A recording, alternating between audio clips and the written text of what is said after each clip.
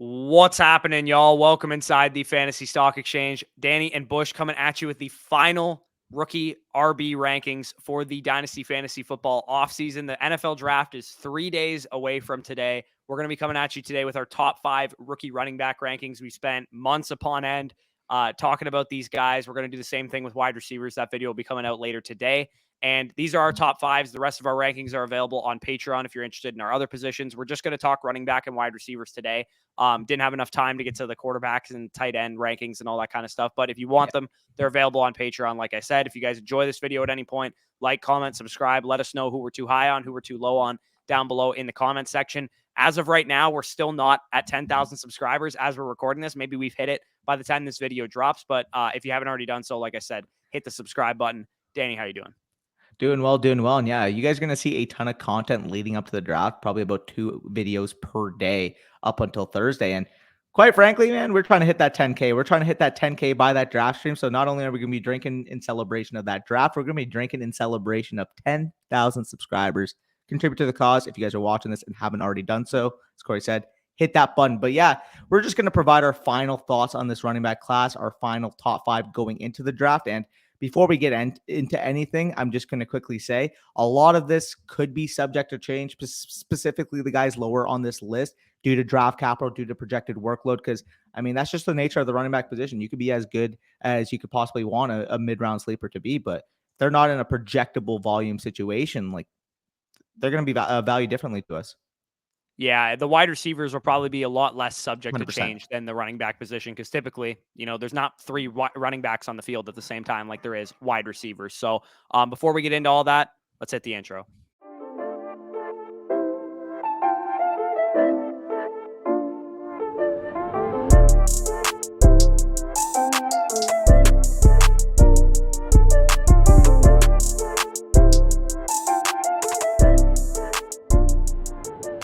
All right, so the first guy that we're going to talk about, probably the guy that you guys know we're going to talk about if you've been paying attention around here this offseason, Breece Hall, running back from Iowa State, is both of our RB1s.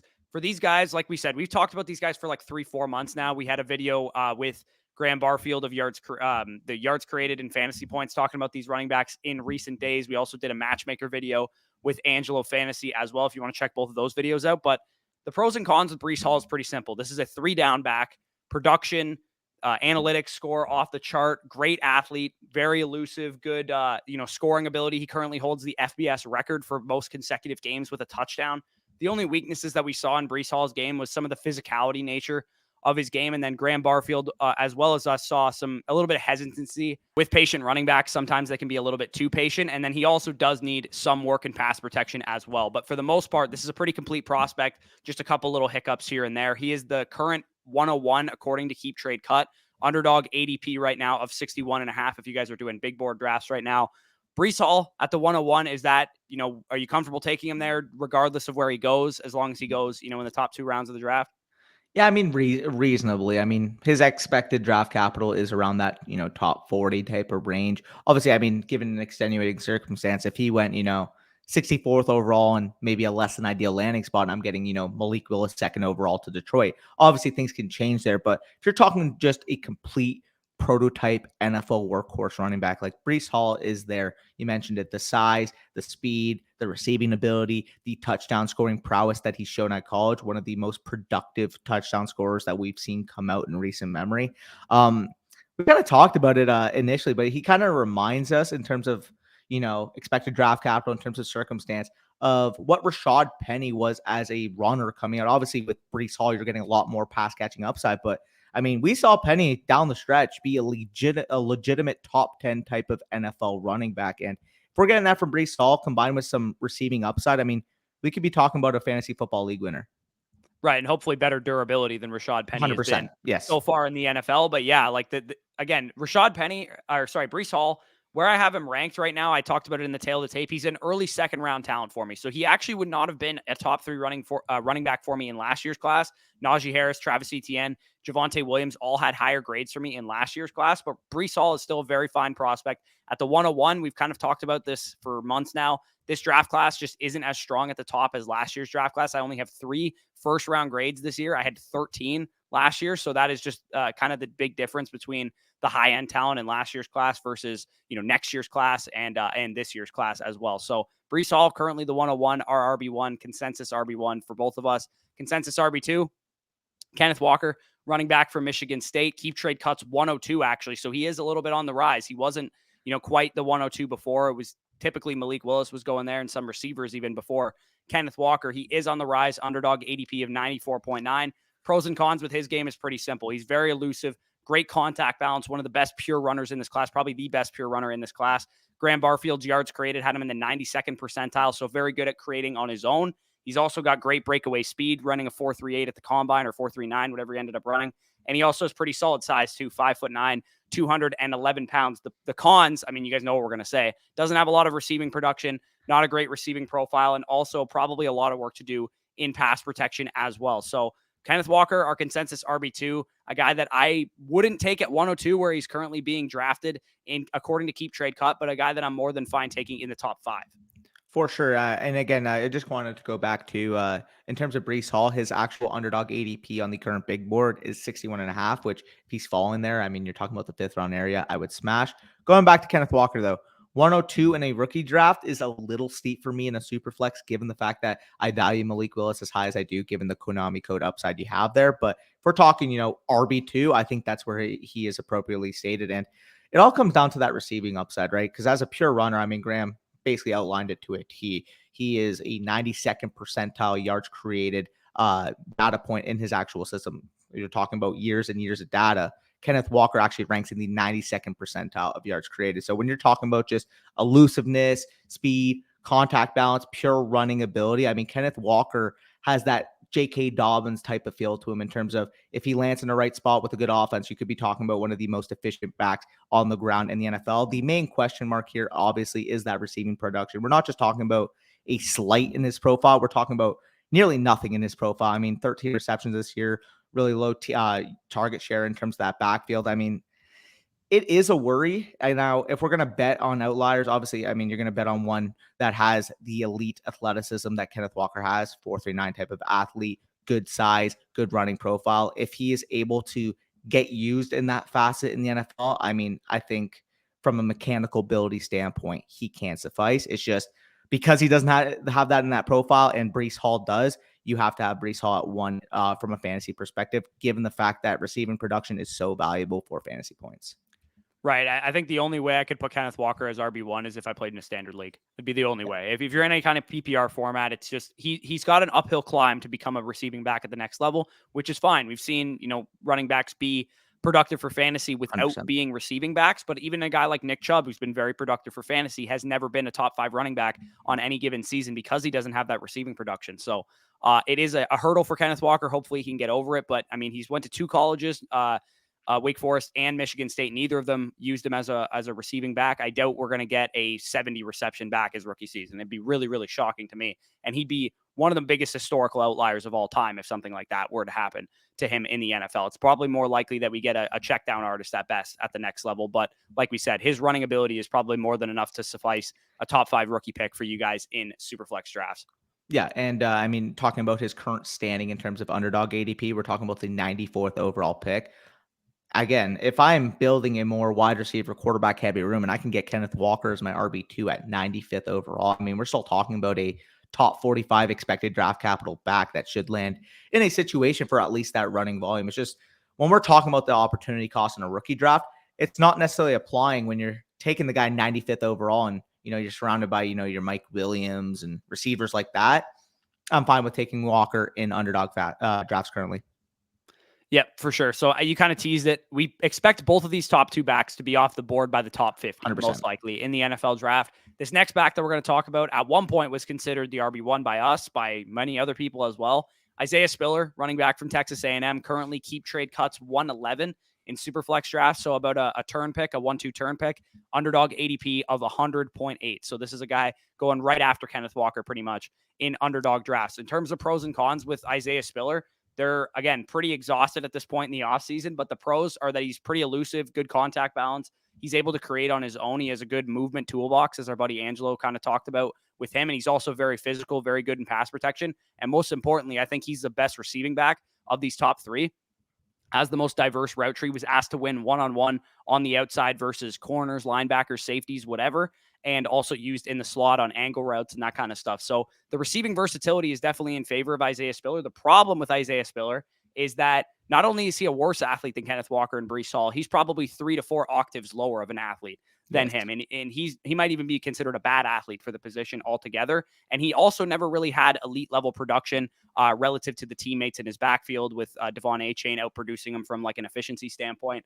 And also he can be a little over creative at time when you watch him on film. He doesn't necessarily have the best instincts in the world, but he's 20 and a half years old. He's still a young player. It's possible he gets better in that area. So with Isaiah Spiller, we have him at RB3, also with the expectation that we think he'll be the third running back picked in the NFL draft, or at least a top 3 running back picked in the NFL draft in this class. Isaiah Spiller, to me, he's a dude that I probably hear his name called in the early 3rd round, late 2nd round of the actual draft. For sure. And again, once we talk about these guys, or you might have already seen the graphic, you will see a graphic, but basically we currently have Breece Hall in the tier of his own at RB1, Kenneth Walker in a tier of his own right now at RB2, Isaiah Spiller leading that next tier for me. And I believe he's in a tier of his own for you respectively, but you kind of outlined it to a T. The problem with Isaiah Spiller, obviously the pros you mentioned, elusiveness, contact balance, good build for the running back position. Obviously he's about 6 foot, 220 pounds, which is as ideal as we can probably project at the running back position. But in terms of just playing the position as a whole, he needs a lot more nuance to his game. He needs a lot more time to develop and nurture into a proper NFL bell count. Now, can he develop into one? For sure. But at this current point, given, as you mentioned, that over creativity and decisiveness to his game, it affects him. And I mean, when you're talking about that with a below average athlete, like if you're not decisive and you don't have the elite athleticism to take you out of spots like that, the next level, you could be facing some danger. Now, if you're talking about Spiller, if he lands in a spot where he can maybe learn for a year behind a veteran, develop, maybe, get a part-time role this year and really take off into that workhorse type of role starting next year, I think he'll be more than fine. It's just if a team's expecting him to be a day one above average starter, I think he has more learning to do at the running back position. So overall, I mean, RB3, I'm more than comfortable taking this guy in, the mid second round at this current point of rookie drafts. But at the 111, and if I'm looking at, wide receivers like Chris Olave, Jahan Dotson, Sky Moore, a couple of those quarterbacks, maybe one sneaks into the first round, the opportunity cost at that point is a little too steep for me. But again, if you're talking about the mid-second round, I think that's where a home run swing to take on Spiller would be taken. Yeah, and again, this is all going to depend on where he goes in the draft, where he gets drafted. If he goes in the top 40 overall picks, we might have to, change our tune a little bit. But like you said with Isaiah Spiller, it almost kind of reminds me of Antonio Gibson, because he didn't play running back in college, so he had to learn the position. We've seen kind of a little bit of a learning curve from an efficiency standpoint with him. But the difference between those two guys is that Antonio Gibson is like a 100th percentile athlete versus Isaiah Spiller, who's not nearly the athlete that Antonio Gibson is. So Isaiah Spiller, again, a very divisive topic this offseason. We've been talking about him back and forth on Twitter with people. Some people hate him. Some people love him. There is really no in between with Isaiah Spiller. We're kind of just lukewarm on Isaiah Spiller at this point. We're going to take our shot on him in the early to mid second round, but 111 is a little bit too steep unless we get some ungodly landing spot with really high draft capital and, the guys below him, maybe not so elite landing spots as well. So the next running back, go ahead. Gonna add one more thing too in terms of his underdog big board ADP, currently 101 off the board. I mean, if Kenneth Walker's going at 95, like there should not be only a 6-pick discrepancy because of the expected draft capital, because of the athleticism, because of the potential to gain a workhorse role right out of college. I just see it more projectable with Kenneth Walker than I do with Spiller. So I actually don't like this value for him at 101 overall in those current drafts. Right. The receiving ability is going to have to be 100%. His calling card, I think, at the next level. He's going to have to be able to get into a position where he's going to be utilized as a receiver. So hopefully whatever team he gets drafted to, hopefully they don't have a receiving back on the roster. Hopefully it's like Houston, where they have a 3-down workload fully available to him. So the next guy that we're going to talk about, RB4 for both of us, and our consensus RB4 is Tyler Allgeier, running back from BYU, currently keep trade cuts 306. So a pretty big difference between him and the other guys that we've talked about right now. And his underdog ADP is 186.3. So a guy that you're getting, in the double-digit rounds of these big board drafts. Tyler Allgeier, to me, the reason I like him as my RB4 is because he has a pretty complete skill set. I comp him to James Robinson because James Robinson also, not an elite athlete, but 77th percentile relative athletic score for Tyler Allgeier is definitely more than adequate for the position. contact balance out the wazoo, tough, physical, former linebacker. He's got that mentality to him. He's a complete tone setter for sure. Pass protection, probably the best in this class, I think, in pass protection. The only problem that I have with Tyler Allgeier, like I said, is he's not an elite athlete.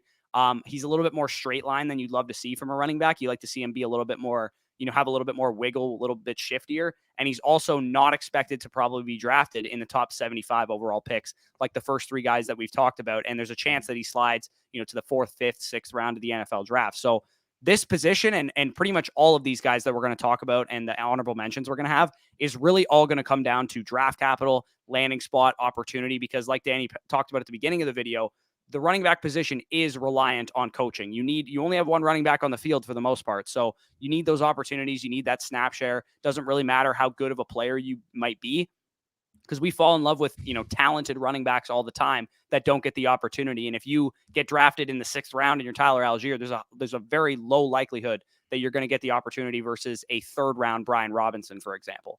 I mean, it's funny you mentioned that. Like, there's so many cases every year where we'll see a running back. I mean, just talking about landing spot and situation versus Kenneth Gainwell went in the 5th round last year, and a lot of people liked Kenneth Gainwell.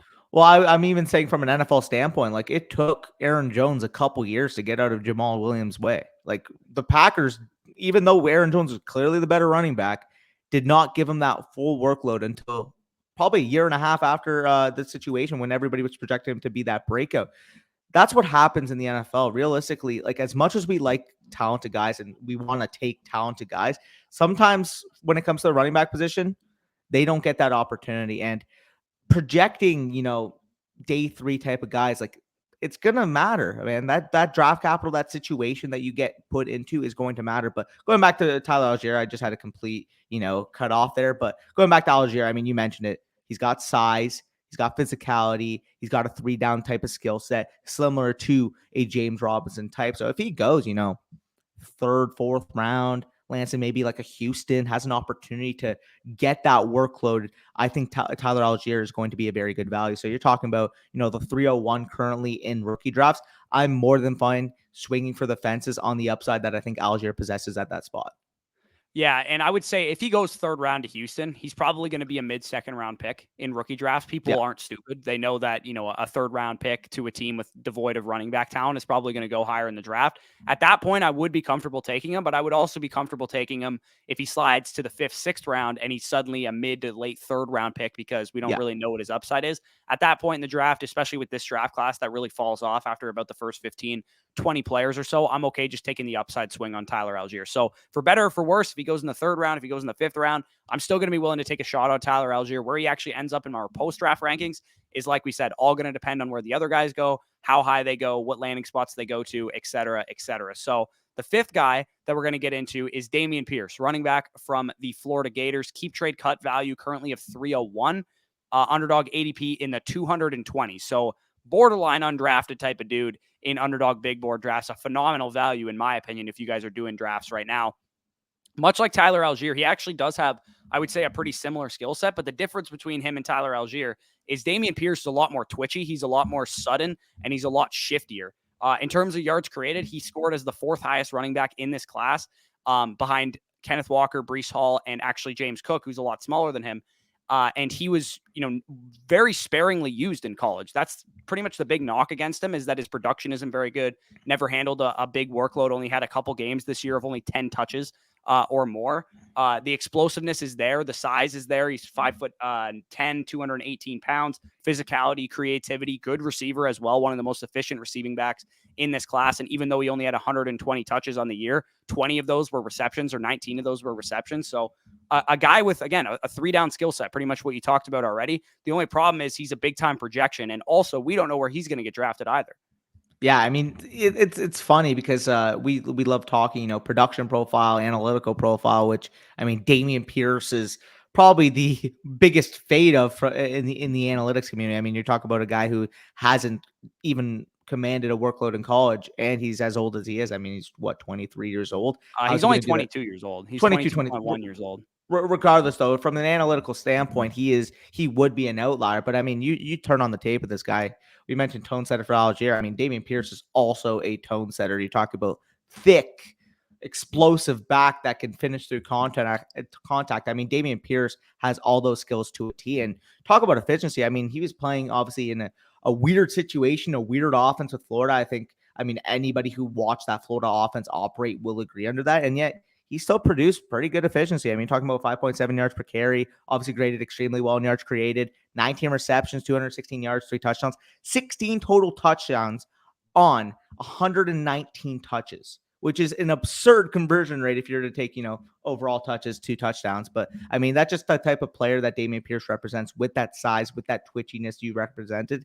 He's going to be a better pro than he was a college athlete, straight up. I mean, if he lands 3rd round, Philadelphia Eagles, book it in. This guy's going to have an opportunity to develop into that 3-down back. The only problem is, given that production profile, maybe he isn't that guy right away.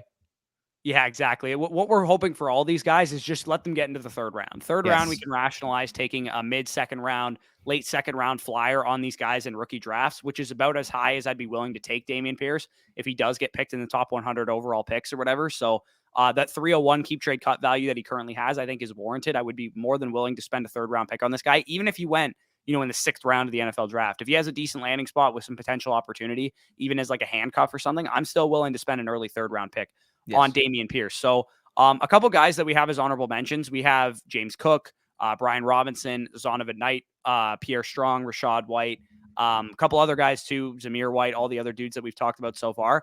Like we kind of said, from Tyler Allgeier on, these guys are all going to shake itself out based on where they get drafted and how high they get drafted, because we can't really project all of these like middling 3rd to 4th round caliber prospects until we know where they're going in the NFL draft. So maybe you guys are absolutely upset that we didn't include Rashad White here. Well, the reason we didn't include Rashad White, number one, I talked about how he's one of the most overrated prospects in this class, which you guys can check out a few videos ago. But also, he's expected to go at pick like 117.5, according to Grinding the Mock. So he's also not expected to get drafted very highly as well. Some of the guys that we do expect to get drafted a little bit higher than maybe anticipated would be James Cook. I think he's probably locked in to be a top 3-round pick, to be honest. And same goes with Brian Robinson from Alabama. They're both from huge schools. Zamir White from Georgia, also possibility that he goes in the top 3 rounds of the NFL draft. These big school guys could definitely push these smaller school committee backs like Bam Knight, Pierre Strong, et cetera, down the board, because the NFL is always going to overvalue players that come from Alabama and Georgia and stuff. Yeah, no, I fully. And again, the reason why, a guy like James Cook is really, really good at what he does. The only problem is, as we know in the NFL, they're going to see a 5'11", 190-pound running back, and they're going to be like, okay, yeah, no, you're a 3rd down back. You're not a main workhorse. Exactly. And he's got a great skill set. He's very elusive. Yeah. He's got home run speed. He's a good athlete, great receiver, and even more so than Isaiah Spiller, I would say he's got that advanced skill set of running on the outside, running in the slot, etc. And the blueprint for him is he's got to turn into like Alvin Kamara and have an Alvin Kamara type of workload. But Alvin Kamaras don't come around very often. It's a very, very difficult task to live up to that Alvin Kamara, even Austin Eckler type of skill set and type of workload for fantasy. So again, with the running back position, we went a little bit shorter than we're going to go for wide receivers. Wide receivers, we'll probably cover 10 names because the class is deeper and we have a little bit more of an idea. And those guys are going to be a little bit more solidified for us. With the running back position, there's just so many guys that could fit into any which order. If you guys had, Rashad White as RB4 and Zamir White as RB5, who are my current RB10 and 12, then I wouldn't totally blame you, because this running back class outside of the top 2 guys really, and 3 if you want to include Spiller, is all up in the air. We have no idea how the NFL is going to value these guys, and I think it's going to change from team to team. Well, yeah, I mean, we talked about it with Hayden a few weeks ago, but realistically, I mean, Hayden said this too, but between like RBs 4 and 13 this year, like if you had my RB 13, RB 4, I wouldn't bat an eye, and vice versa, because I mean, it's that ambiguous, it is that dependent on who goes where and who goes when. Exactly. Yeah.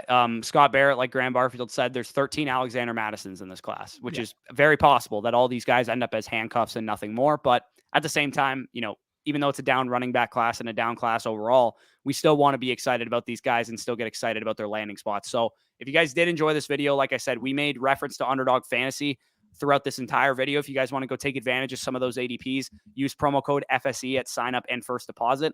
As a thank you, you'll get 100% deposit match back on whatever you put in from them. And you'll also get our Dynasty Rankings Manifesto, where you can get a running back, wide receiver, quarterback, tight end, rookie rankings, super flex, one quarterback, bucketed rankings by age, All that stuff is available in our rankings manifesto, which you can get either by signing up on Patreon or using our code on Underdog Fantasy. Like I said, hit the like button if you guys enjoyed this video. Comment any of your thoughts down below as well. Who's the most underrated back? Who's the most overrated back? Who's your favorite back? Who's your biggest sleeper? Comment all that down below. Subscribe to the channel as well. If we haven't already hit 10,000 subscribers, it means we're still asking for help. So hit the subscribe button if you haven't already done so. Danny, any closing thoughts before we get out of here?